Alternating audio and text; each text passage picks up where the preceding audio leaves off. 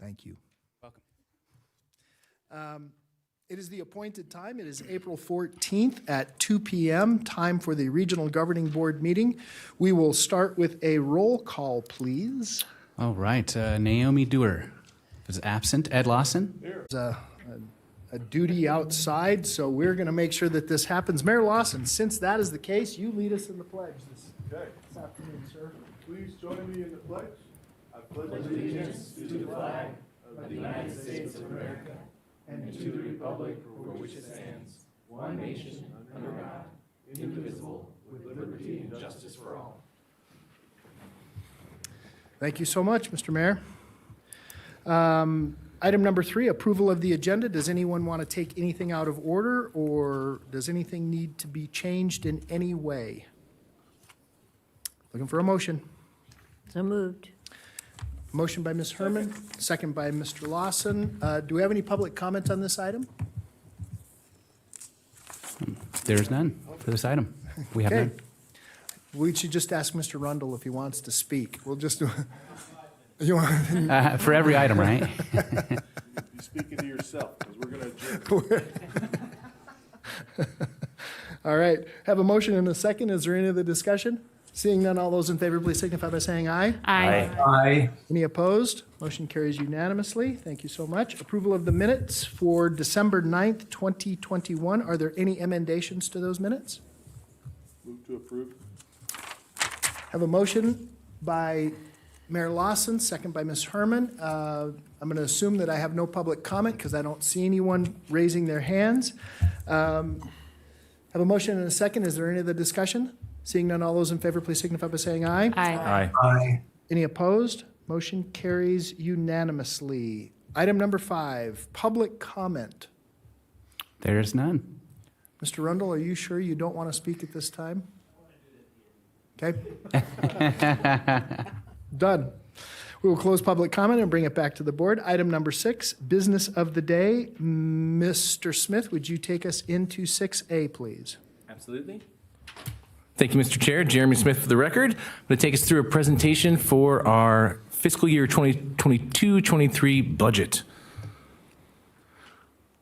Okay, so starting off with, this is how our agency funding generally breaks down year over year. We have our main source of monies comes from the 3 jurisdictions, and those numbers are there above you on the screen. It's based on representation on the Regional Planning Governing Board. So the City of Reno has 4 members versus the other 2 jurisdictions, which have 3, and that makes that number a little higher for the City of Reno. And then to augment that funding, we also have a shared work program with the Regional Transportation Commission. That typically comes in at $60,000 per year, sometimes a little higher, depending on what we're working on, if we're working on an RTP year. We also are in the process of formalizing a shared work program with the Western Regional Water Commission. That will be for up to $50,000. You'll see I've budgeted for $25,000, being a little conservative, but there is funds available in the WRWC budget to support up to $50,000. And then we have other miscellaneous funds as available as we win a grant or something comes up and we're able to get a little more money. So let's talk about how the current year is going, fiscal year 21-22. Attachment 1, which we'll look at in a sec, is the estimate to complete. That's what we call it. And as of March 1st, we have those numbers. We expect to receive all of the revenues that we were forecasting to get. So we should be on budget in terms of revenue. We're quite a bit under budget in terms of expenditures, about 11% under. And the reasoning for that really comes down to we're saving a bit on payroll.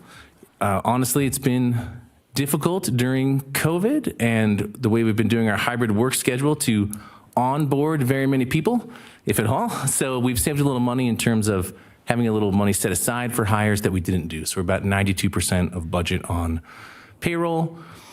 Savings in professional services. I had indicated for the budget for this year, trying to spend upwards of $80,000 of the RPU implementation funds that remain from the regional plan update. Looks like we're going to hit around 35, maybe 40 with our contract with Cardno. So some of that's going to carry over, and so we have a little savings there. We also have savings in services and supplies. We're trying to be as digital as possible, save money on paper and printing, and just generally save money when we can. And so in the end, we estimate to earn, all of this is an estimate because it's not finished yet, but we estimate to earn on the order of around $18,900 at the end of this year. And that will affect our fund balance, which I'll go over in a sec. So that's what happened. This is the pretty tough to read on the screen. Maybe behind you is easier. Breakdown. The way this works is the first column is the budget, the target. The second column is where we're at today.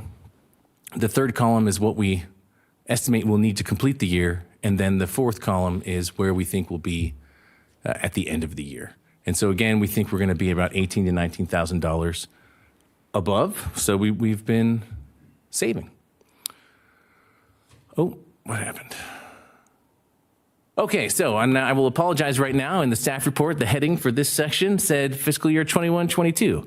So that was my mistake, but the attachment is correct. So we're talking about a budget for fiscal year 22-23. That starts July 1st of this year.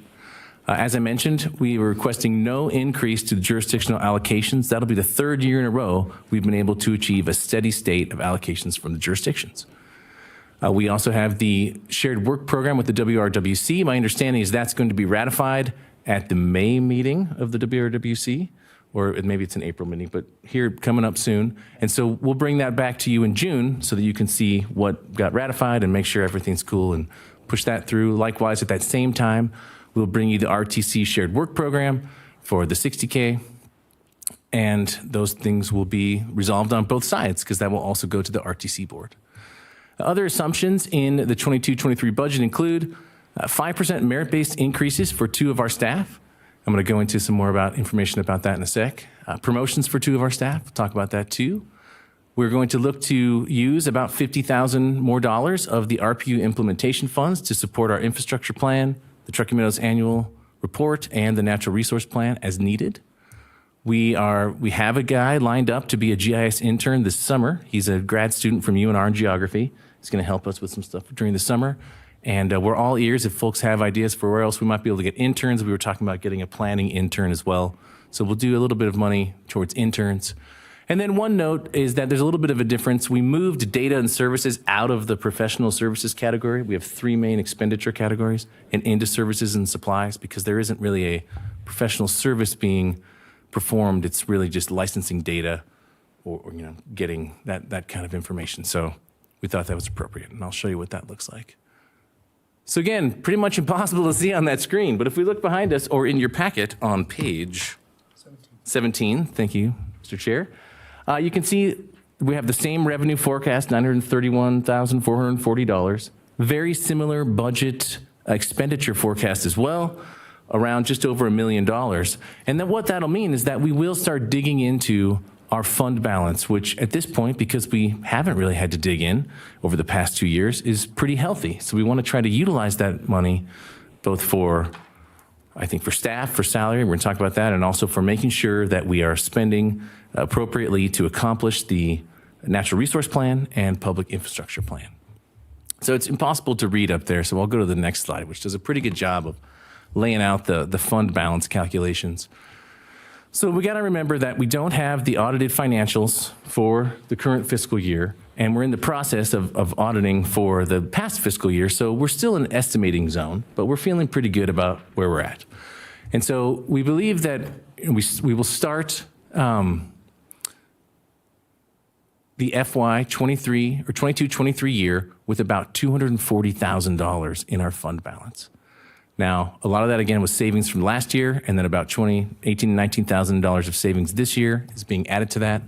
Of that 240 number, almost 100,000 is remaining regional plan update implementation funds. So we're going to exhaust those very specifically, but that leaves 146,000 in the agency fund balance.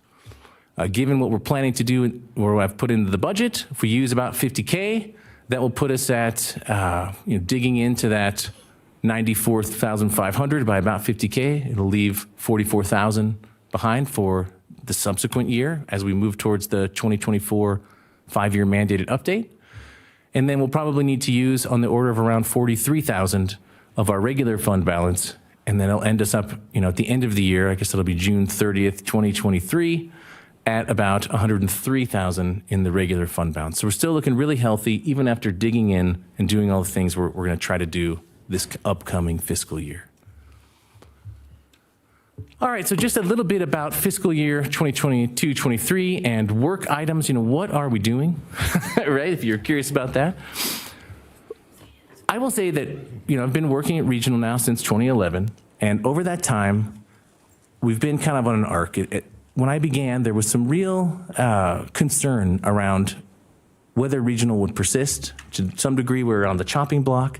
And so I think we took every opportunity we could to show what we could do, what we could contribute, a bunch of one-off projects. And it really did end up getting kind of hard to manage. So as we've kind of, I think, proven our worth and we're in a better position, we're really trying to coalesce around main project thrusts, and those are the organizing factors for the agency. Of course, number one is the regional plan and everything that goes with that. So we have to do our regularly scheduled plan updates. That's annual. We address that. And then the 5-year mandated update. We have our conformance review process, which typically starts with the RPC. And then if there's issues, we'll come up to this body. Or if we have a regional plan amendment, that'll come through here.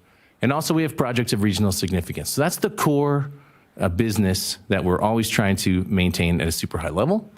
But we also have these other initiatives that we've been working on. So the one you're going to hear about in depth next is the Natural Resource Plan and where we're on for that. And really both the NR Plan and the PIP, and to some degree the Washoe County Consensus Forecast and the TMAR all serve to feed into updates to the regional plan, but specifically the Natural Resource Plan and the Public Infrastructure Investment Plan. Those two efforts are how we are going to contextualize issues, organize data and information, and build the foundation that underpins good policy updates for our 5-year mandated regional plan update.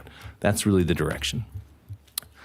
In terms of the consensus forecast, I'll talk a little bit in the director's report about really all of this, I think, but that I'm looking to probably expand. That was a nice placeholder because we have a cool graphic, but I'm really kind of looking to expand what we're talking about there, and it really includes the consensus forecast, our TMRPA land use model, which allows us to spatially disaggregate the forecast to the landscape.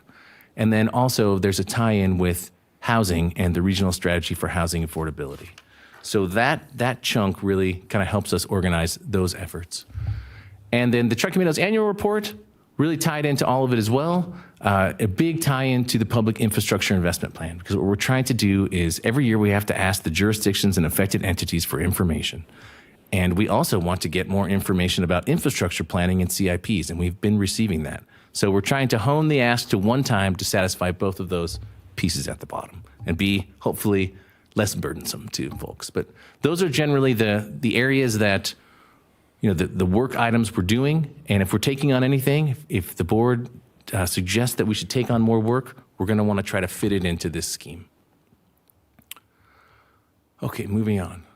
Maybe not. Can you give me the next slide, please?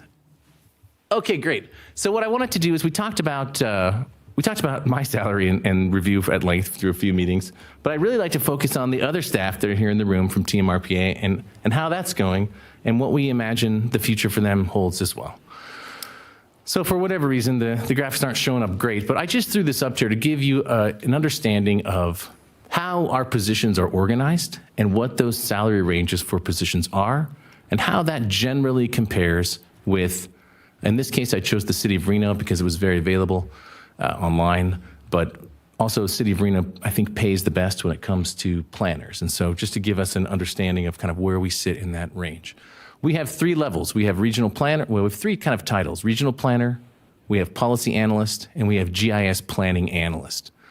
And those all go through 3 levels. There's 1, 2, and then 3, basically you move into senior planner or GIS coordinator or senior policy analyst.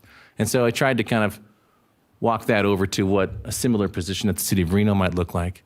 And you can see we're just a little bit below in terms of the base salary. I think that what I want to do, and I'm going to talk about, is kind of continuing to work on this and bring this back to you in October so that we can really see how things stack up across all jurisdictions and entities. But if you look at the fully loaded number, it's really not as far apart as it appears here, because we have some great perks, I think, behind the scenes, behind the number in the total, compensation.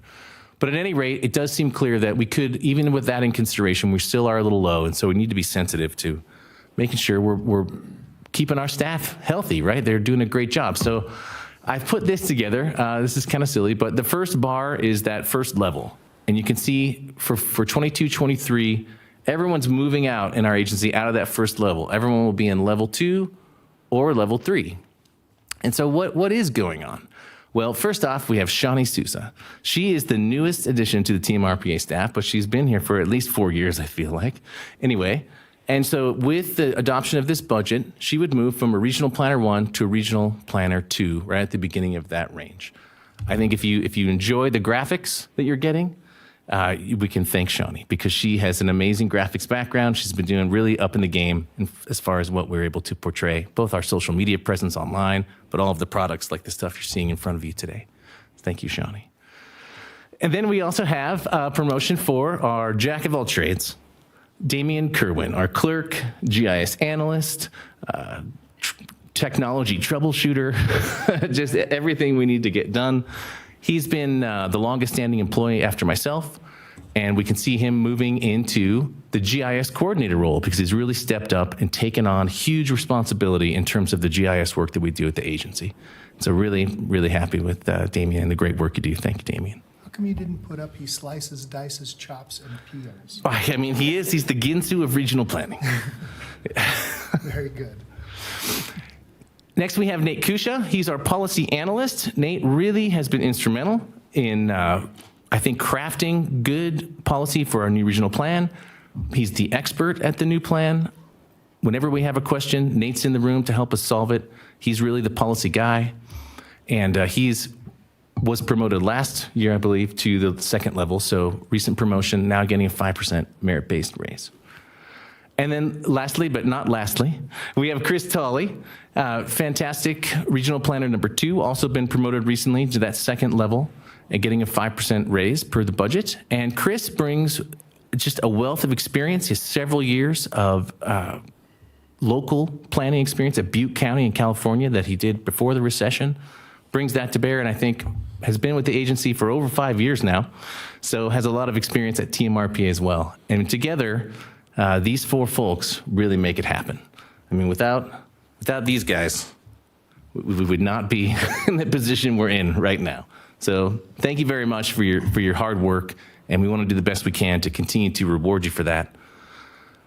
Just kind of talking about future considerations for how can we do that. In addition to those 2 promotions this year we're contemplating and the raises, we want to continue the merit-based raise scenario. That has been only recently reestablished after the recession, so it took us a while to get back to that, but we have, which is great. I think we all know inflation is going up, and so we're going to have to consider in our, not this budget we have today, but for 23-24, how we're going to deal with that and with the cost of living adjustment to our salary ranges in general. I'm proposing that from between now and October is typically the meeting wherein we would first take on the budget assumptions, that between now and then, we can have a very robust plan for how we're going to continue to help, maintain these folks that are great and get them the compensation that they deserve. So that's my plan, is to bring that back in October. And I think what we will see is that we've been steady state for 3 years, and we will need a little bump up in those allocations for that next fiscal year. Okay, so we also talked about Hays. That came up, and really, really kind of a neat guide that I downloaded. I have it if anybody wants to see the 2022 version. I'm happy to email it to you. Interestingly, in there, I skimmed it several times. I didn't read every position, but if you do a search, the word planner only comes up 1 time. Planning doesn't really come up very often either, and so there isn't really a direct comparison to salary in there. There's no government jobs generally, except for folks in the private sector dealing with government. That's in there. But there's still a ton of great information. So one of the things that this 2022 Hays Salary Guide recognizes and shows is that the employment or the preferences of employees and just the landscape of employment is changing, especially after COVID. So you may have heard of this concept of the Great Resignation, or they're calling it the Great Reset. But basically, folks are, if you look at that first key finding in the top right, workers are ready to resign and move on to the next big thing. So there isn't necessarily loyalty to brand, maybe like there was one day back in the past. Folks, I think, are looking for what what works for them. Also, hiring, there's lots of companies out there trying to hire, but they're not necessarily filling that need because I think there's a lot of selective choice with the employment base out there today. There needs to be, according to the Hayes study, an emphasis on compensation and an emphasis on technical training opportunities, and also an emphasis on employee well-being and mental health. And so stuff that we've been doing, obviously, you saw we're working on compensation, so that's big. But it doesn't stop there. You know, we're still working from home. We have a hybrid schedule. We get together in the office at least a minimum of 1 day a week, but we're working towards 3 this summer. We should be back in probably Tuesday, Wednesday, Thursdays, that kind of thing. And we come in as needed. But we want to make sure we provide for that work at home thing because everyone's been incredibly successful working from home. So there's really no reason for our organization to try to not utilize that. We do have monies in the budget set aside for technical training. So that's something that we want to try to continue to push. And there is an emphasis on employee well-being. You know, we're always talking about morale. We try to do social events together, whether it's after work margaritas or we even did a snowboarding day together. We do some team social stuff. And then we really want to hit that work-life balance and make sure that, employees have the ability to take care of their families, take care of what has to happen in their real life so that they have the energy and motivation and attention to detail to take care of it in the job. So that's the approach. And so I will work on that. And for October, I'll be able to bring back, like I say, a detailed accounting of how we think, and get your take, obviously, on how you think we ought to move forward. Jeremy, before you move on, Yeah. can we talk about the Hayes study? Yes. The city of Sparks used that for our entire, the entire organization. So I'm not sure how we could use it with government positions, and you're Right. saying it doesn't happen. There are no government positions. Well, it's a great point, and I knew you had said that, and that's why I was gung-ho to get in there and see what was going on. And so possibly I need, Suggest that you speak with our city manager and. gladly will. Yeah, because Yep. what we found is there was people got promotions based on relationships with supervisors in the past. And when you compared the work level to other work levels, they were well overcompensated and some were undercompensated. So there is a way to make this comparison so that you get a straight across the board what's fair. And then it will also be in line with what's available in the community. Absolutely. I will Okay. talk with the management there, and maybe there's a government-related Hayes version that I wasn't able to find. What I always understood it was, the county and Sparks contracted with Hayes to come Yes. into their That's exactly organization. right. I Yeah. see. Yeah, yes, it wasn't just downloading it. No, we definitely contracted with them. Yeah, he looked at Virgin. Okay, well, that's great advice, and I think we can probably, as part of what I would bring back in October, we could find out what that might cost us to For do. 5 employees, I'm not thinking that's a lot of money. Should be compared to pretty low. 800. Definitely. Okay, we'll get on that. But it still was a great read, actually, and a lot of great information. So if anyone's interested in seeing the report they do publish, I'm happy to share it. With that, there is a motion above that for adopting the budget based on attachment 2 in the staff report. And of course, I'm happy to answer any other questions you have. Okay, all right, well done. Any questions for staff that have not already been posed? So, I don't have a question, but just a comment. I'm really excited about the work program moving forward, and I'm excited for the next year to work on that as a team. And I just have to say, you obviously have a great managerial style and a great team, because I was telling Councilwoman Breckus that I made $50,000 as assistant planner 1 at the city of Sparks in 2005. So it just shows that people want to stay, part of your team. And so I just it's a big credit to you. You're already on your way. And thank you for everyone for staying and hanging around and waiting, so we can support you to continue the good work for the region. So thank you, and I'm excited about the work. okay. Anyone else? All right. And I too, I'm appreciative of the hard work you guys do. It's planning can be a thankless job. Did you happen to look, Jeremy, if maybe, and I don't know, maybe they're calling planners designers or something of that nature, that there's some other language that's been used in order to define a similar job?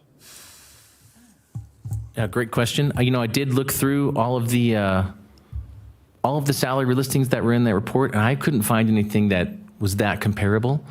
But not done. We'll keep looking. No, you know. I just wonder. Yeah, I sure didn't see it. Lingo could be, It seemed to be the report that came out was very private sector organized. okay, right, right. In terms of your intern program, I know you're coordinating with UNR. Have they been helpful? Have they been receptive?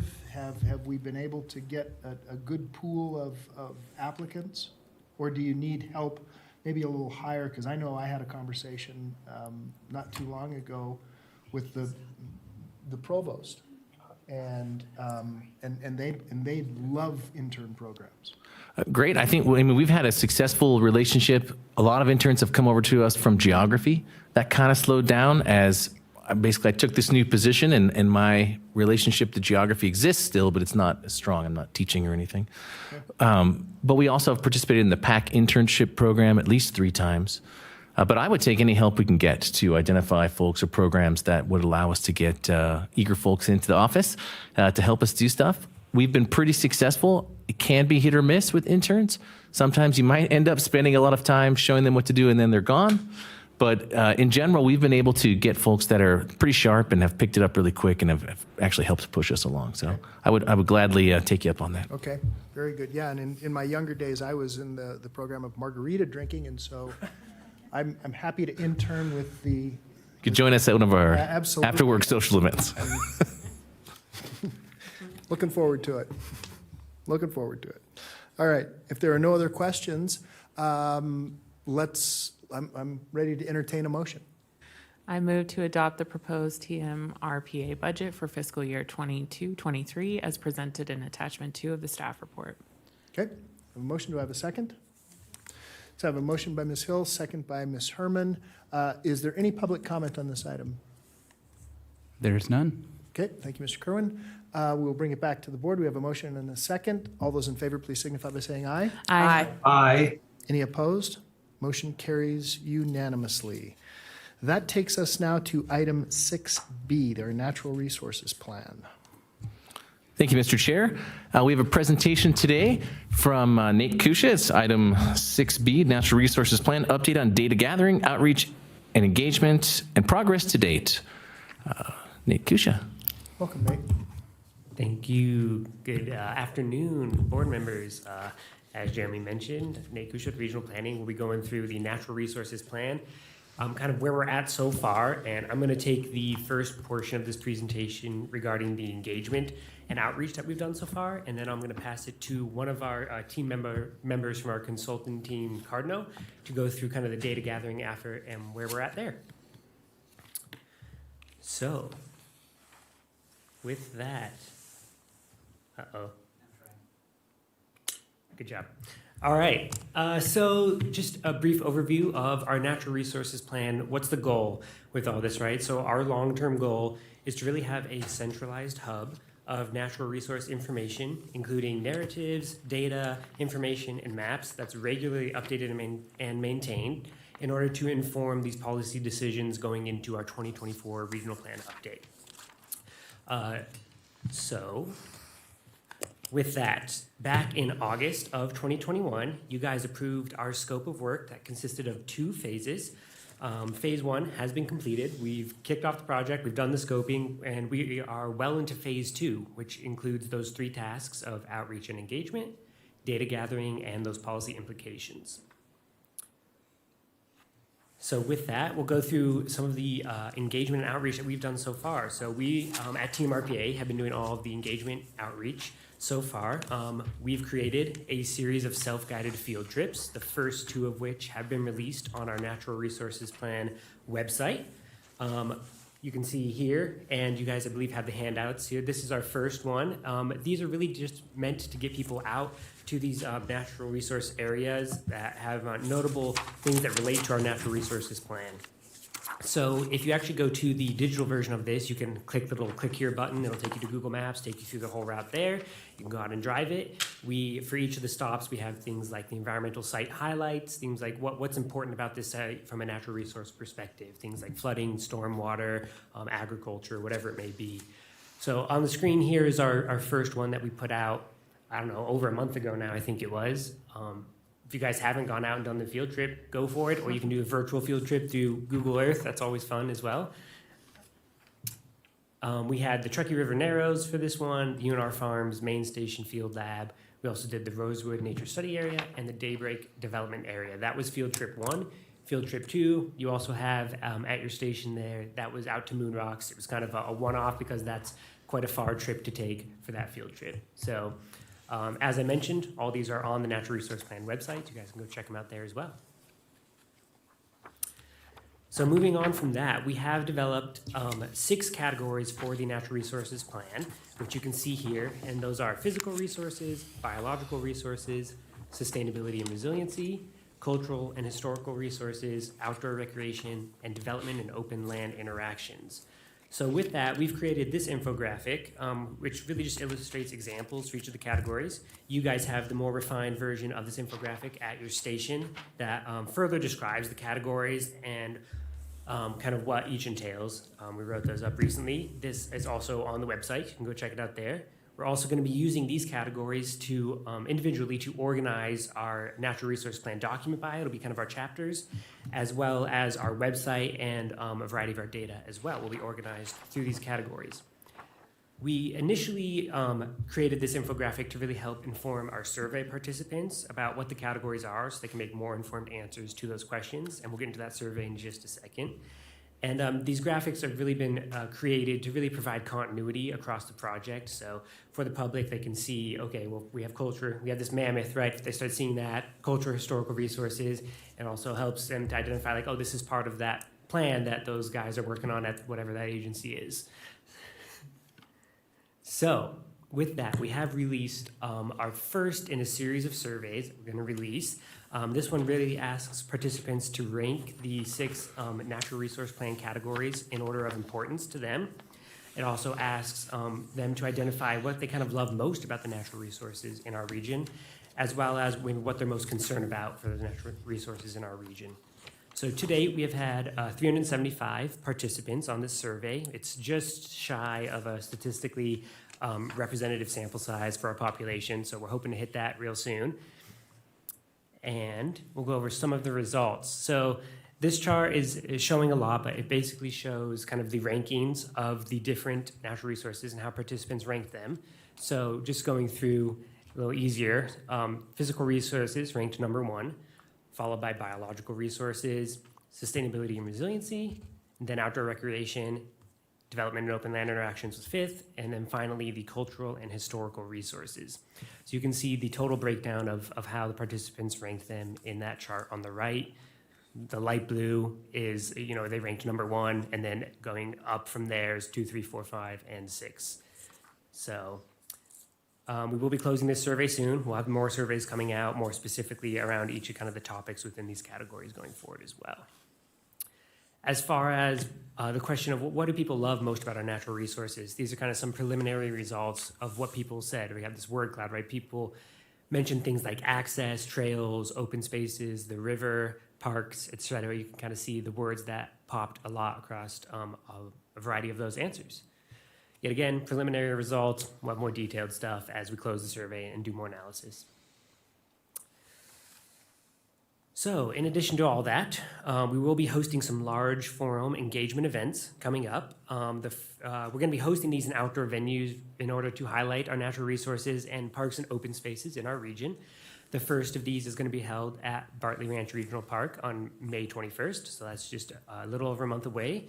And that's really going to focus on the results of our data gathering effort, as well as get some feedback and input on those 6 category areas.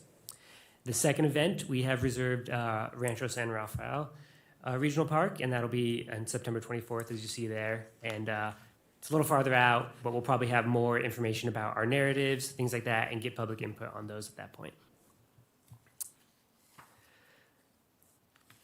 So finally, we do have our committees that we're meeting with throughout this process as well. We've met with the Natural Resource Plan Steering Committee on March 31st, most recently. We gained some valuable input on the data organization and synthesis, as well as our topic and category areas and the next steps for the plan. And we are in the process of forming our 6 category subcommittees. That's going to really help us craft those narrative pieces, really understand kind of what the issues are around the topics within each of these categories, and hopefully lead us to getting some of those policy implications ahead of that update again. So with that, here's kind of a general outline of where our project is going, right? We're working on drafting those narrative pieces this year. Again, that's going to be driven from the input from our different category subcommittees, as well as some public feedback on those. We're working on data synthesis. That's going to include some mapping exercises, seeing where a lot of this data we gathered, where it lays out on the spatial landscape, where things have overlap, et cetera. Also leading us to that map that's required by NRS, which really is to identify areas that are not really suited for development, or really that are suited for development. We're taking kind of a reverse approach, showing where there's natural resource constraints maybe we shouldn't develop. And then finally, we're going to be having these, all of that hopefully will be leading to these larger policy discussions, leading to these hopefully policy updates ahead of our 2024 regional plan update. So with that, I'm going to turn it over to Julia, who's part of our consulting team from Cardno, and she's going to walk you guys through the data gathering process and what's been done there. All right. Thank you, Welcome. everyone. It's good to be here. So yeah, I'm just going to get right into it. So the purpose of this presentation is to provide the Regional Planning Governing Board with a status update of the Natural Resource Data Gathering Initiative. We provided a similar update during last month's Regional Planning Commission meeting. The slides that follow are a real high-level summary of the data gathering synthesis memo that's included in the packet, and a brief discussion of next steps. Okay, so this diagram shows each of the steps in our data gathering process. We began the outreach process last November and concluded that in early March. And we've also completed the task of actually compiling all the data and kind of putting it all in one place in a master spreadsheet. And we are currently in the process of analyzing that data and kind of seeing what we got. So 70 entities total were contacted throughout the outreach process, and of those 70 entities, 39 responded, which is a response rate of about 60%. The contact list is included in attachment B of that memo, and it just identifies who didn't respond and who we were able to successfully make a contact with. And out of the 39 respondents, 27 of those entities actually contributed some data to the project. So in the memo, we also looked at data type and the accessibility of that data. So for data type, that figure on the left clearly indicates that the vast majority of the data providers had some sort of spatial data. There were a few entities that had just strictly qualitative data, which is still interesting and valuable, but definitely a lot of GIS shapefiles and stuff like that. The Venn diagram on the right, it separates the data providing entities in terms of if their data was all online, if there's kind of a mix where some of it was online but some of it wasn't, and then 2 entities didn't have any of their data hosted online. Okay, so this is probably really hard to see. But yeah, since the RPC meeting, we have compiled all the data into this master spreadsheet. And this is just a screen grab of what it looks like. So some of the categories, we gave each data set a name, data location, so the URL typically of where that data is located, data providing entity, description, data type, number of layers, topic areas, etc. I think there's an error on line 31. No, I'm kidding. So one thing I did want to note, in the memo, we noted that there were approximately 289 data sets. And since we have prepared this master spreadsheet, we were able to kind of consolidate some of, like if there were a number of data points that made more sense to be listed as one data set, we tried to organize it that way. So we ended up with 178 data sets. Okay, so now, oh, this is terrible to read. Sorry, everyone. Now that the data is all centrally located, we can start to answer some of these guiding questions. I'll go ahead and read them, because you guys probably can't. So the first is, what are the appropriate bins or categories for the data? How do we quantify the data? What data is missing? Where are there gaps? And where's there overlap? How do we confirm the data quality and completeness of the data set? And if there are multiple data sets representing the same issue, how do they relate? And do they, tell us something different? So we have done a little bit of preliminary analysis so far based on that master spreadsheet. And we broke down those data sets in terms of the natural resource plan categories. So physical resources definitely had the highest volume of data sets, followed by sustainability and resiliency, development and open land interactions, biological resources, outdoor rec, and finally cultural and historical resources. Hold on a second, Julia. So under development and open land interactions, when you were working with these groups, do they always understand that open land is not necessarily private or not necessarily public land? That's a good question. Because we get this question all the time as Right. as policymakers. I'm going to lose my open space. No, I'm Yeah. sorry, that's not your open space. That's private property. And we get that a lot. And so I just wondered if in your interactions people sort of understood and were able to quantify the difference between public lands and private lands, even though they were open. This kind of categorization was like Trish and I from Cardno and just kind of doing our best to bin the data sets Okay. by these categories. So some of those, I think Jeremy's mentioned the fact that it's a living document. So some of those data sets might be, subject to kind of binning in a different category. But in terms of just a first look at how the data falls, there was like a ton of mining data, tons of water data. So we were kind of trying to, at a high level, just see what we have and then do kind of a closer analysis at a later time. Mr. Chair, if I may? No, please, yeah. I just wanted to add that, that's really the point you made about open space versus open land and how development interacts with that is one of the reasons we have the development open land interactions category, because we know that we need to address that in the narrative. I think we, from the RPC perspective, we get a lot of feedback from the RPC whenever any open space is being, put up for a master plan change to something else.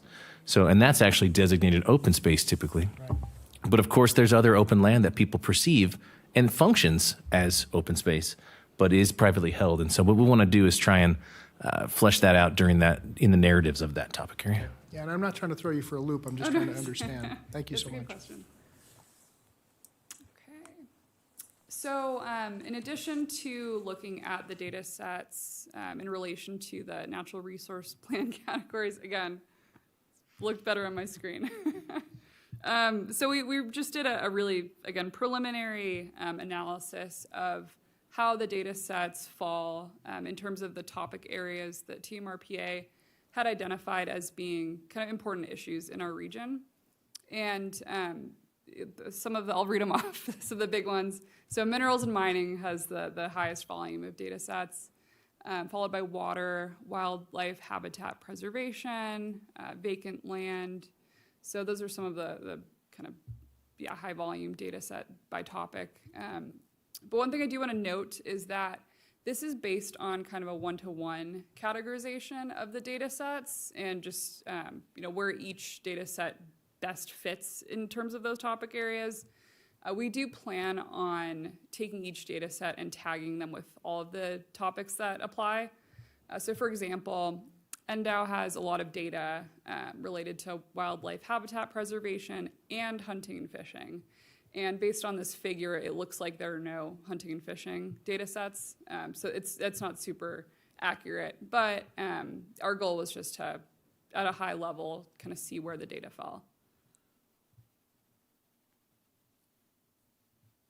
Okay. So for next steps, we plan on preparing a second data synthesis memo. So the one that's provided in the packet is a little bit more focused on the data outreach process and the results from that effort. And the second memo will kind of focus more on the data itself and kind of answering those questions that were super hard to read.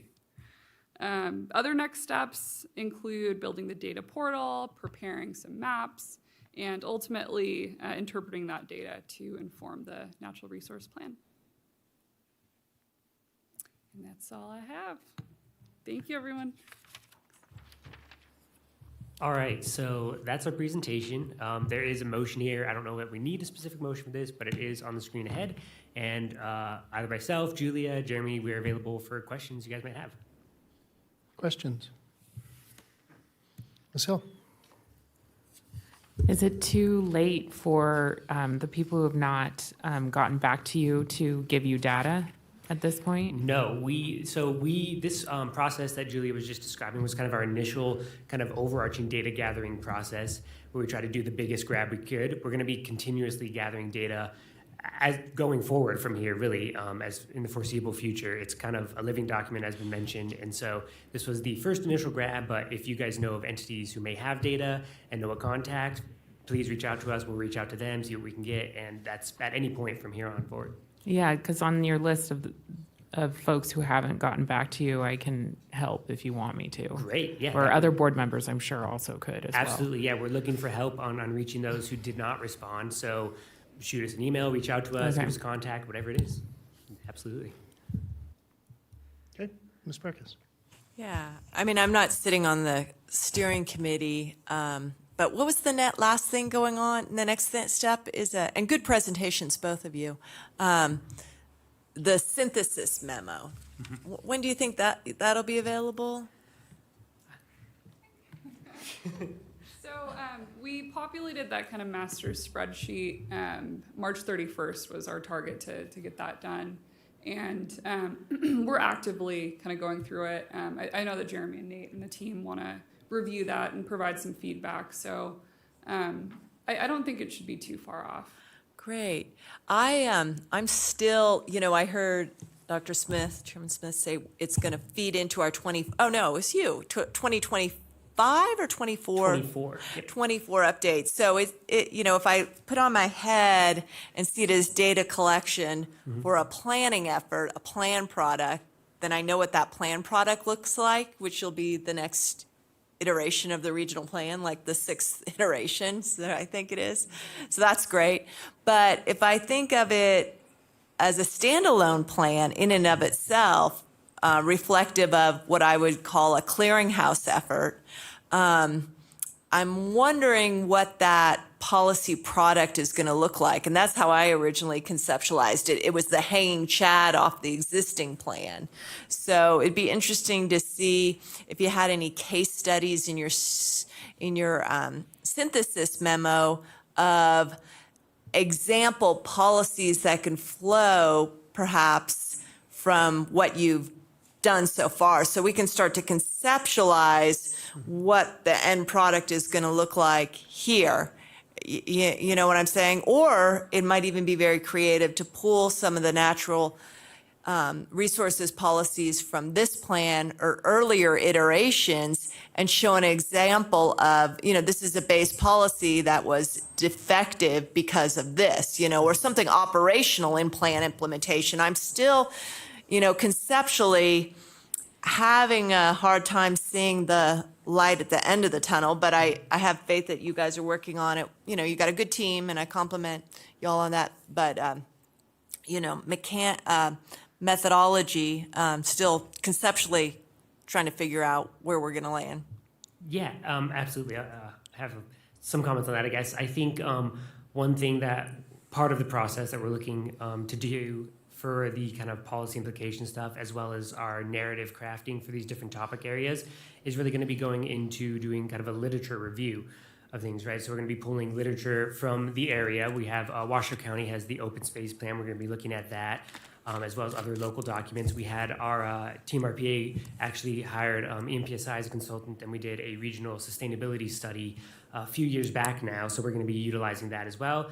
And then we'll also be doing a wider reach into other areas, other regions, and just overarching literature on these specific topic pieces to really get a handle on what are the issues surrounding the topics and these different categories, and what are the management strategies or whatever they may have to help inform our policies. I will say that as an entity where we kind of lie in policymaking is very different than most entities across the country, really, and how our regulatory authority, most of our policies are policies that filter down to the master planning level. So we require a master plan to do something regarding X, Y, or Z. And so, that was already a struggle we went through with the regional plan update, the same thing. I think having done that, we've learned some lessons there, and we can hopefully move a little quicker on these natural resources plan policies. Great, thank you. Okay, any other questions? So Nate, have we talked to the folks at NACO? Because I know we're sort of in a standalone scenario. I don't think anybody else in the region is doing, and I'm talking about the wider region, other counties. I don't think Humboldt or Pershing or Douglas or Carson or anyone else is doing anything like this. No, as far as I know, this is kind of a unique effort. We do know that I think TRPA or the Tahoe region in general did sort of a natural resources gathering effort as well. Our understanding is the maintenance of that fell off immediately after that happened, and so they kind of gathered a point in time data set. Our goal is to really update and maintain ours so that any point going forward from now, we have accurate and the most kind of current data. So I do think it's a unique effort. I think it's going to be a huge help to our region, just general public, as well as specifically the planners in our region to look at for planning purposes. Okay. Yeah, we might want to link you guys up with NACO, which is the Nevada Association of Counties, as you know, and just have a conversation on how it might blend in on a more region-wide basis. Absolutely. Because a lot of your data sets are there may be a lot more information out there than what you realize that are being held by the counties that they're just not doing anything with. Yeah, probably. I think our focus for now is our county, obviously, because that's kind of our jurisdictional authority, but specifically the TMSA area is where most of our population resides, as you know. I do think going forward it'd be great to expand that and cast a wider net on things, but I think we've learned already that it's a large undertaking, even just doing the amount we've done so far. As Julia mentioned, we started out with 280 odd data sets, so trying to compile all that and really get a handle on all that is already a huge task. So hopefully we can kind of do that once, and then the big grab, as I mentioned, and going forward, it'll be bit by bit, and we can kind of add to it. It'll be a lot easier to manage. Okay. Anyone else? Any other questions? Okay. You want to go back to our motion page? Okay. Do we have any public comment on this item? I'm like a broken record over here. We do not. Okay, just want to make sure. Of course. This is your opportunity, Mr. Rundle, or Mr. Way. Either one. Okay. We'll close public comment, bring it back to the board, looking for a motion. I move to accept this report and provide no feedback. But great job. Okay. So we have a motion by Ms. Hill, second by Ms. Weber. Is there any other discussion? Seeing none, all those in favor, please signify by saying aye. Aye. Any opposed? Motion carries unanimously. That takes us now to item 7, our reports. Jeremy, can you take us in? Sure, absolutely. Thank you, Mr. Chair. Jeremy Smith, the record. We have item 7, our reports. The first report is from Trustee Beth Smith about the Washoe County School District. All right, thank you. I have quite a few things to share, some very exciting updates from the Washoe County School District. First, going to open with a thank you to Councilmember Reese and also Commissioner Herman. They sit on our Capital Funding Protection Committee. They met earlier this month and they passed along a 5-year capital improvement plan that our board did adopt earlier this week. There are a few projects that we wanted to bring attention to and to highlight. One is that all the projects in the plan do align with the planning agency approved facilities master plan, which is something that we're always very keen to pay close attention to. And we also have an initial design for a new high school in Cold Springs that we have projected out in 2030. We're also planning for a major overhaul of our existing community schools, with possibly some focus on Vaughn Middle School, Risley Elementary, Lemon Valley Elementary. So that's going to be a very exciting new chapter for our district. And it'll be a very thorough process, so we will have a lot of community input. We are going to be bringing in a consultancy to take a look at all of our schools, so it'll be a very thoughtful and deliberate process. I would like to also invite everyone, if you do not know, that we have our groundbreaking tomorrow for our newest school in South Reno, and that is the Jaywood Raw Elementary School. It'll be at 11 a.m. on Green Pasture Drive. And so everyone is welcome for that. And then as we all look ahead to our schedules, because I'm sure you are all looking ahead to the summer and beyond, we are anticipating ribbon cutting events at O'Brien Middle School and the new Hug High School on August 1st and 2nd. So you will get formal invitations for those, but I know we all plan well out in advance. A couple things that I'd like to close with is that for the June 9th meeting, I may not be here. Myself and all the trustees will be awarding diplomas to the graduates of North Valleys High School. So if the timing works out, I may be able to jump down there, but otherwise we'll be at Lawler Event Center. And last but not least, I want to say thank you to Dr. Smith and his staff because they upgraded my nameplate. It is now official and engraved, which is good news because also on Tuesday, my board voted for me to maintain my membership with the governing board. So I'll be serving with you through the rest of the year, if not longer. Thanks. Okay, thank you so much. All right. Any questions for the school board? Without deliberation? Okay. All right. Item B. Thank you, Mr. Chair. Item B is members and directors report. I'm happy to give a brief director's report quickly. Okay, great. A few things to talk about. It's been a while. I think our last meeting was in December, so I have a few updates. We did hear about the NR plan today, which thank you guys again for their presentation. But we're also making progress on our Truckee Meadows annual report and public infrastructure investment plan. We are engaged with all of the jurisdictions and affected entities to acquire the Truckee Meadows annual report information.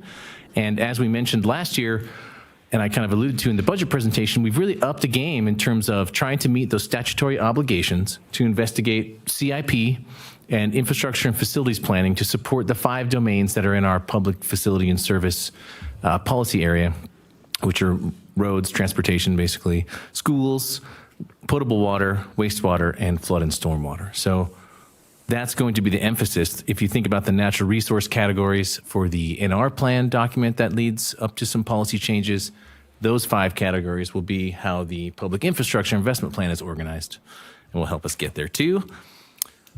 In fact, we have a couple of meetings tomorrow, which are going to start to dig in, and we have been holding meetings with staff. We plan to have a kickoff for the PIP initiative to engage stakeholders and jurisdictional staff late in the summer.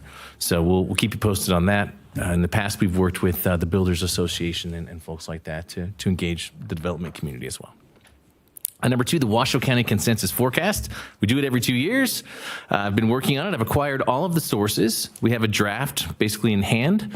Most recently, the sources are Sean Stoddard over at Tumwa, the state demographer, who's now a new person, Matt Lawton. If you're familiar with Matt, Jeff Hardcastle is retired. And then we have 2 national forecasting firms, IHS Markit and Woods & Poole. When you put all those together, we're looking at a slug forecast of about 100,000 new residents in the next 20 years. It's a little bit higher than what we were saying 2 years ago by about 1% to 2%. If you go out to 2040, where the last consensus forecast ends, it's anywhere on the order of 6,000 to 7,000 people higher at that same point in this new draft.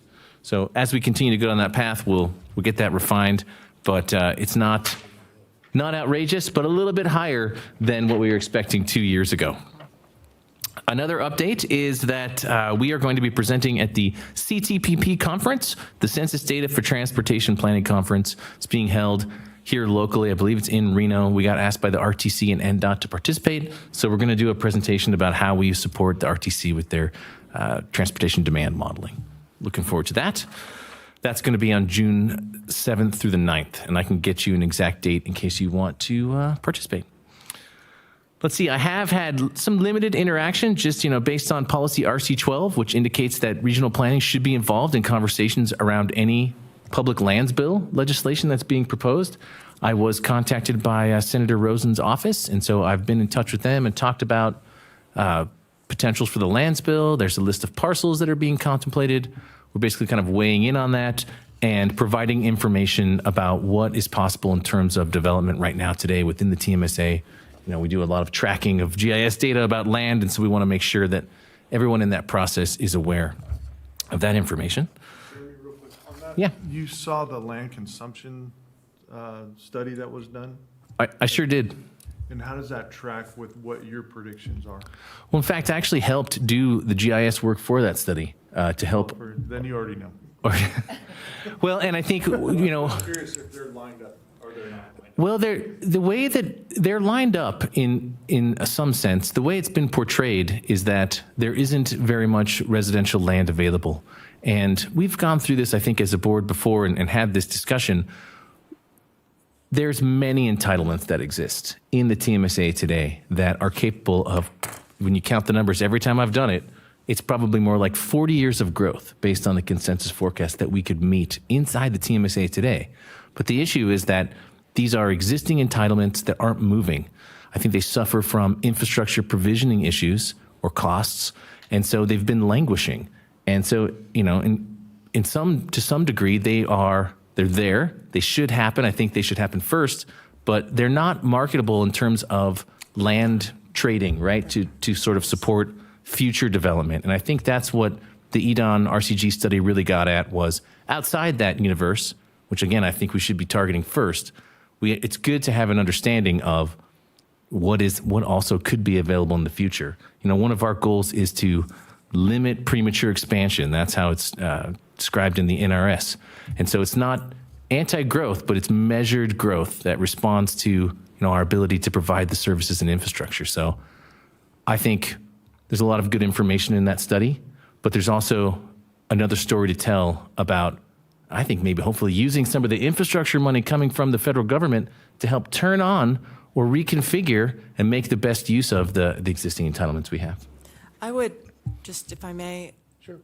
I would think that your ability to participate in those conversations is very limited, not having the infrastructure plan completed, to have, you explain the premature expansion, but also the fiscal ability to understand our infrastructure demands in the existing built environment, because representing an older area with a bridge about to fall down, that hopefully you'll have a planned policy someday that'll, put a list and, that bridge falling down, Verdi not having an overpass, but having thousands and thousands of units coming on approved. I don't know how you can talk to Senator Rosen about more land over here, which is obviously going to have infrastructure, if, we don't have a policy of, knowing how big the ticket is on the existing infrastructure and how we're rating on that. So that'd be a hard conversation, I think, for you to have with that office. I think flushing your toilet's right up there. Because we do have a problem. I've done one. We got up to $1 billion. We got up to $1 billion that we need to spend out there. It's huge. So it's a big number. So I agree. Are we going to see $1 billion from the government? Probably not. Right. So we'll keep hitting Band-Aids on and doing what we got to do. Thanks. So I'm glad you're involved. Okay. Anything else? Is that it? Sorry. I apologize. Two more things. Just quickly, we have been meeting as the Project of Regional Significance Subcommittee. We made some progress. I think we've done as much history as we can. I was actually watching VHS tapes and listening to audio cassettes in an attempt to read. And I still couldn't get to the very crux of why certain numbers were chosen, but we did make some progress. We're going to meet again and kind of go line by line through the resolution and also talk about some of the potential changes we might want to see. Ultimately, that's going to need to come back here, get some input from this body, and then go back down to the RPC to be crafted as a resolution. But we want to make sure that both bodies are on board with any changes that get proposed, so we're all in line on that. So that's still in process. Let's see, what else do I have next? Thursday evening, Shawnee and I will be at the Banff Film Festival. We got asked by the Nevada Land Trust to participate. We're going to do a natural resource plan booth over there, try to get the word out. So we'll have some handouts, field trips, that kind of thing. So if you're interested in going to that or learning more, I'll let you know. And with that, I'll just point out that our next meeting, as we already learned, will be on June 9th in this room. So thank you very much. Okay, thank you so much. Any other questions for Dr. Smith? Okay, all right. That takes us now to item C, Legal Counsel's report. Ms. Prunty. Thank you, Mr. Chair. Jessica Prunty for the record. Nothing to report today. Okay. All right, we will close that and that takes us now to item 8, board member comments. Anyone? Okay, I have a few, so bear with me here. A few meetings ago, we had an SOI rollback, and it was kind of a kerfuffle because the underlying land use was different than the overlying land use. And so it was a real problem. So what I'd like to do is I'd like to pursue a comprehensive review to right-size Reno's SOI like we did with Sparks during the regional plan update. The SOI is intended to be a 20-year outlook of where the city plans to grow. If there's no intent to annex, then areas should be removed from the SOI. Better governance for existing residents and landowners in these limbo SOI areas.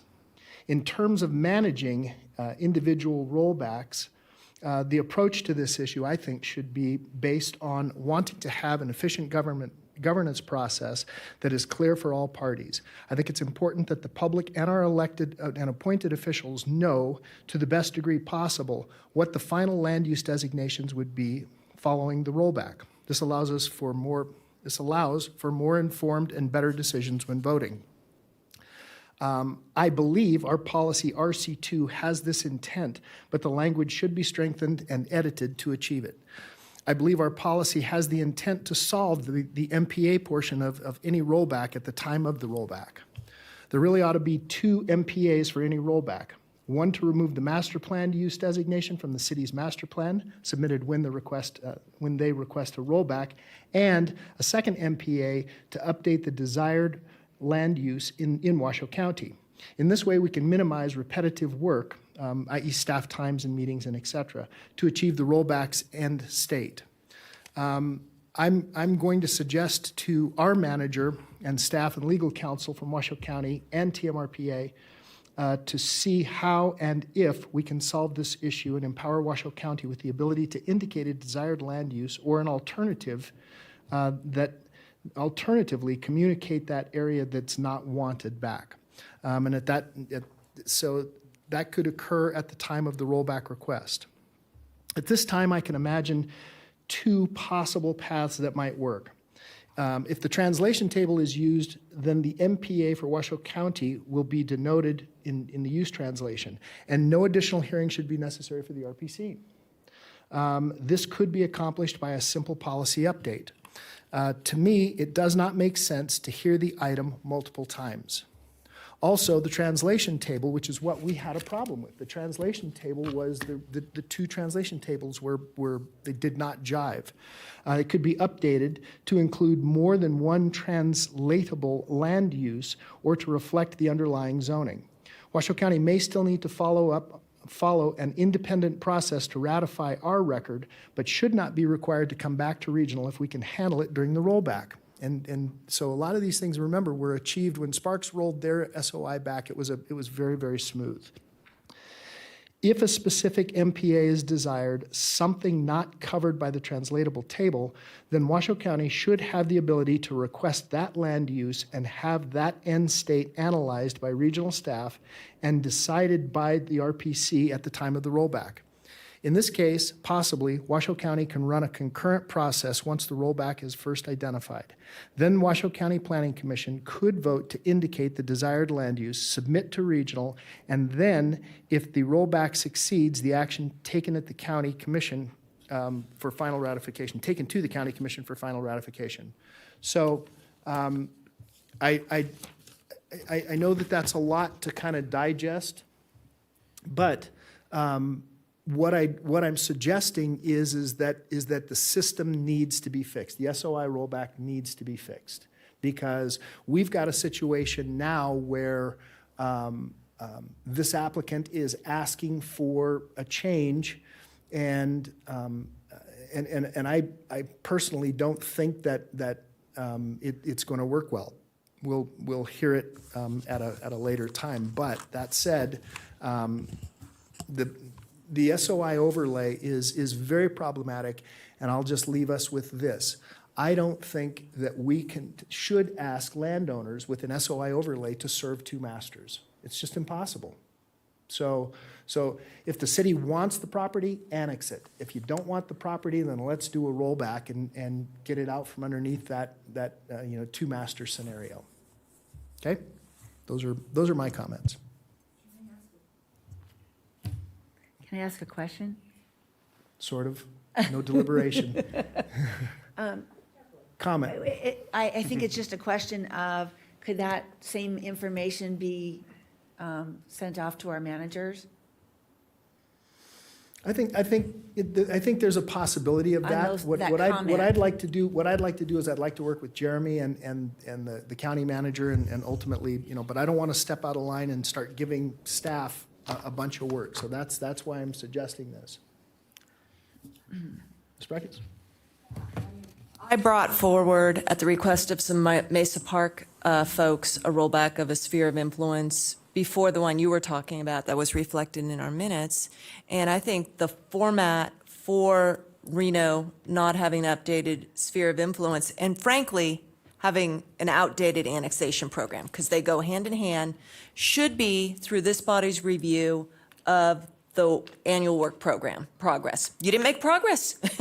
Your master plan said you were going to do this. You haven't made progress. And I'm, pretty unhappy as a Reno member to see the lack of progress on our master plan implementation. And I frankly think Reno should be kind of held to task on not being a good partner on the regional plan implementation. Of course, Reno has authority to annex outside of its program of annexation, to annex outside of its sphere even, which is something that, frankly, I think should be a master plan policy that Reno should not be doing, because it's not collaborative. But if the county is going to be suburbanizing and building more unincorporated suburban development outside of the city, that isn't good for our fiscal condition and wants to be another, city and indistinctive corporate boundaries, then we're going to have a problem. But that's a problem easily solved through collaborative area planning, and the county has such a great template for that going back decades. So that's exciting. Thank you. I'd love to give you guys all residential development. That, I've been waiting for a county commissioner to say that for 15 years, so I would yay. love to give it to you. Except for Okay. except for 40 acres. Except for 40 acres. Yelled at with her eyes. All right. All right. Okay, if you guys don't mind, I will work with Dr. Smith, and we'll try to figure out, something that we can potentially bring forward, if that's okay. Okay? All right, any other comments by any other board members? Okay, thank you for enduring me, I appreciate that. Mr. Kerwin, our final public comment. Do we have anyone wishing to speak at this time? Unless Mr. Runnell wants to get up there right now, we have Mr. none. Rundle, Mr. Way. How much? What? 20 minutes from now? From adjournment? You can have 20 minutes after we adjourn, Mr. Rundle. Okay, seeing no public comment, I will close that item. Do we have any written correspondence? We do not have any. Okay, I will close written correspondence. Ladies and gentlemen, thank you so much. We are adjourned.